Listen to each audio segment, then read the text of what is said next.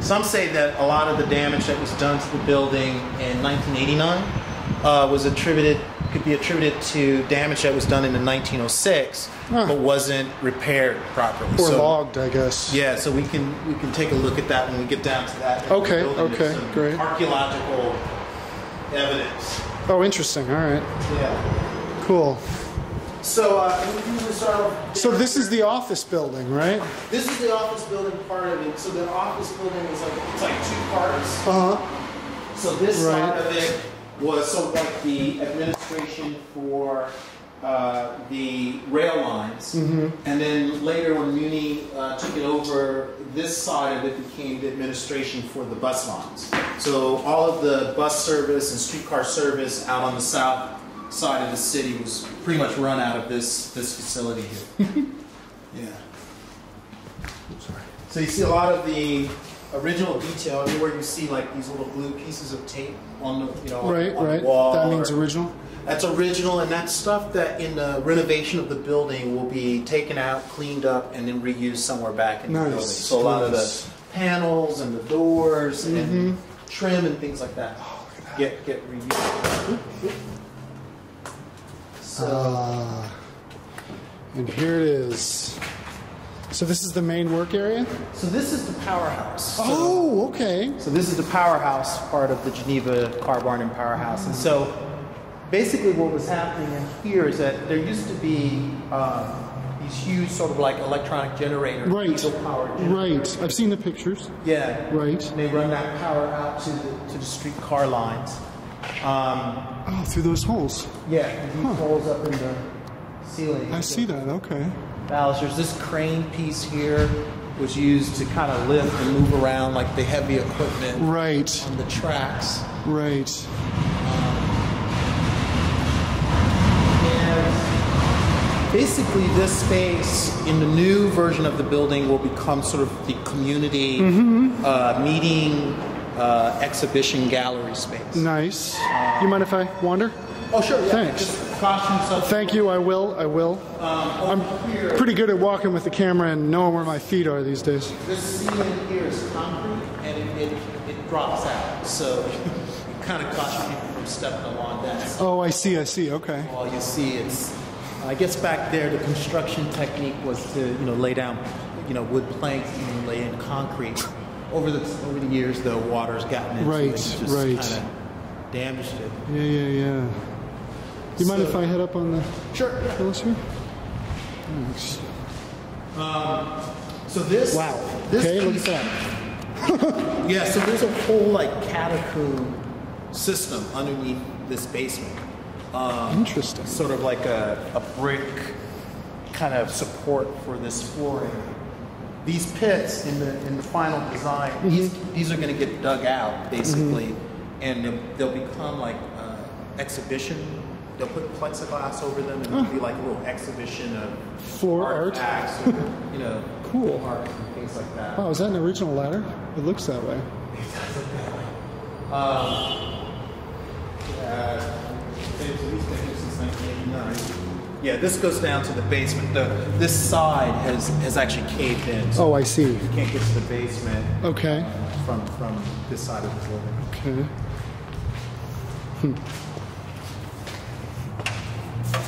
Cool. So this deal here, this used to be in the picture where they did a lot of the controls. And I see.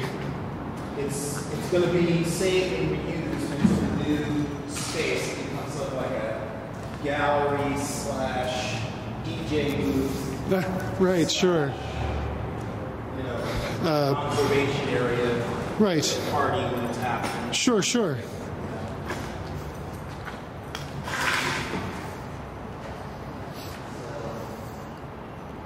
And a lot of what you see here, I mean, it's basically going to be, cleaned up, retrofitted, crane system. So, what's your calendar for transformation? Well, the transformation of the site altogether is 14 months. Okay. And has that officially begun?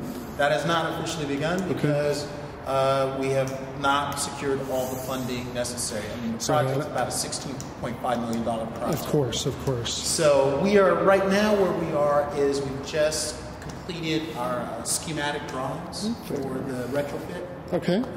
We are submitting our plans to the State Historic Preservation Office to have it approved there, since this will be a historic preservation project. They have to approve the plans. It's actually officially a landmark, right? It's a city landmark. It's also in the National Registry of Historic Places. Nice. So, and it's you know, it's been identified as significant in terms of the history of transportation here in the Bay Area. Right, right. Awesome.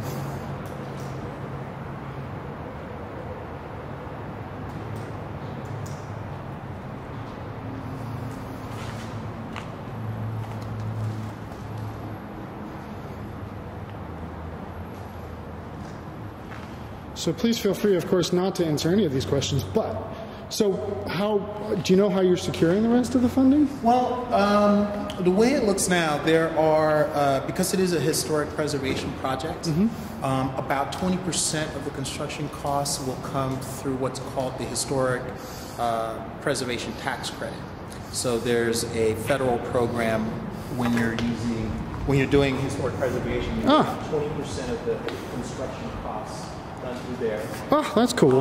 We are working on an agreement with the city and with Park and Rec to then provide about another 40% of the cost through various city capital funding. Okay, like things that the voters would... Yeah, city bond measures. And then about another 40% or so comes through a combination of what we're calling, you know, our individual donors, major individual donors, foundations, and then, you know, a capital campaign, a people's campaign where, you know, kids put their nickels in a jar and, you know, get it built. So we're fairly confident. I mean, there have been similar, you know, projects of this scale that have been able to put those pieces together in as little as 2 years. So you're responsible for both the programming and the fundraising?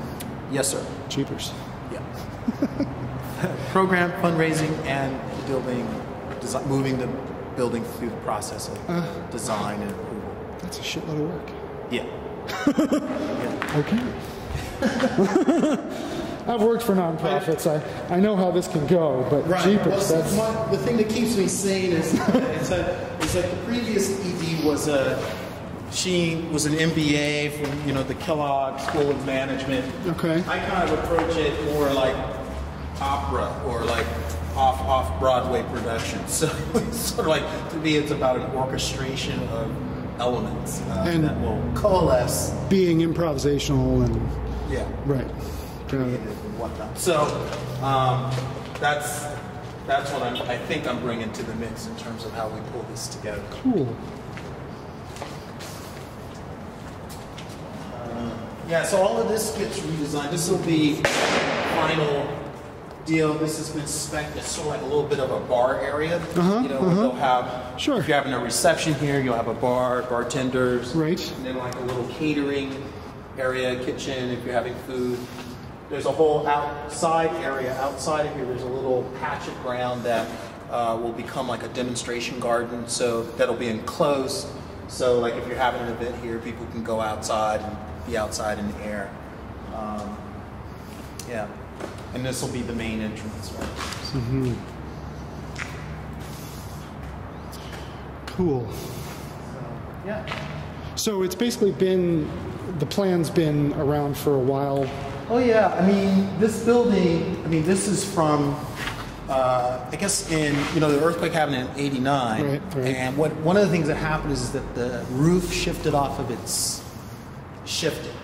So that's how water started coming all into the building. So after about 10 years of water coming into the building and kind of rotting out a lot of the wood features and the stairwells and stuff like that, they were able to put together funding to stabilize the building, and then about 4 years later they got some additional funding to do a repair on the roof on the office building side, which is where most of the wood features are. Gotcha. Right. That's the big aluminum building up top. Yeah. Okay. Well, I think I'd primarily be interested in this space. As a filming? As a place to shoot, yeah. Okay. Well, yeah. I mean, you see what you got. With here. I mean, yeah. Well, I just can walk you through. I mean, there are these other spaces like this,